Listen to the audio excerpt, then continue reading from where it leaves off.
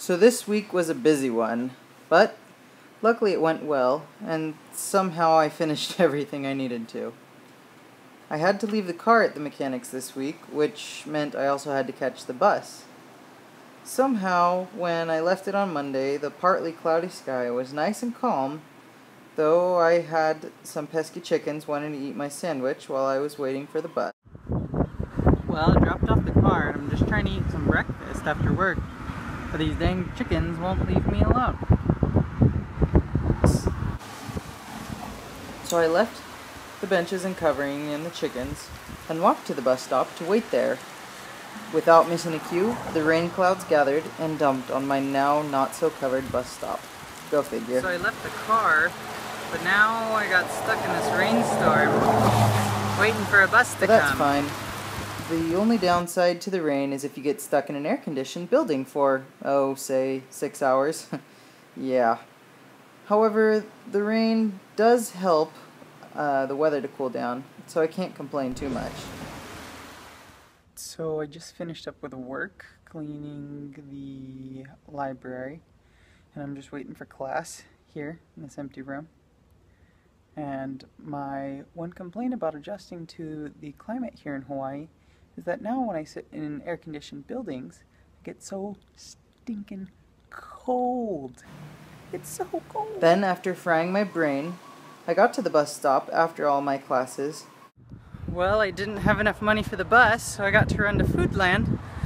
Hopefully, I still catch the same bus, but I guess we'll see. But sadly, I missed the bus by just a few seconds.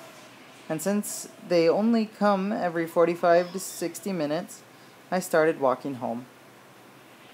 But, in my mind, I was thinking, what's Elena going to think when I tell her that I hitchhiked?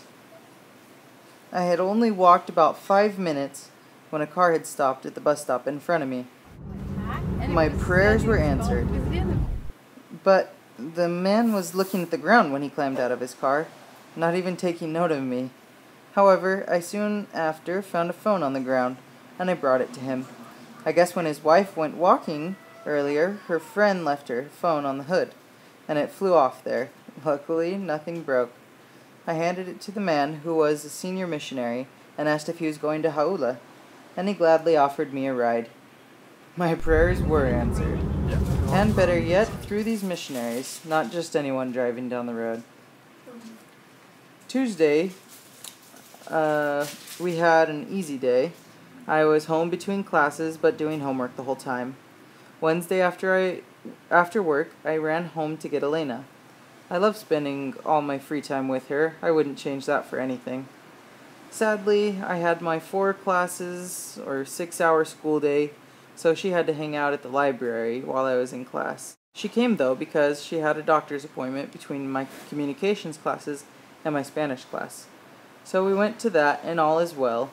I can't believe we're down to 5 weeks before our baby girl arrives. Thursday and Friday were normal, but I tried to get all the homework finished with the time I had, so we could have more free time. I got a lot done, and Saturday I only had an essay and some reading to do. With our free time, we went to play at the beach. I enjoy it every time, because it's the only chance I get to do something physical. The waves were frequent and big, probably ranging 5 to 12 feet high, so too rough for my gorgeous pregnant wife. We also planned to go to the temple that morning, but little did we know that they closed early for the women's conference. So we took the chance to check out the temple grounds and walk around the visitor center. And every time that we've gone, it seems that the weather is always very nice for us, and we really enjoy the views. Oh, quick fun fact. The shaka, or the hang loose sign, was started because an LDS man who had lost his 3 middle fingers in an accident, but was joyous as he waved to many. Now they celebrate the shaka every June 16th.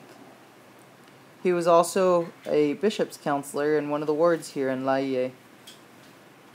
Sunday has been good. They had an aloha oi, where the ward does a big goodbye song and most everyone gives their final words to their parting friends, and a lei, some candy, flowers, and beads. It's really cool, and I want to do something like that when we go back to the States.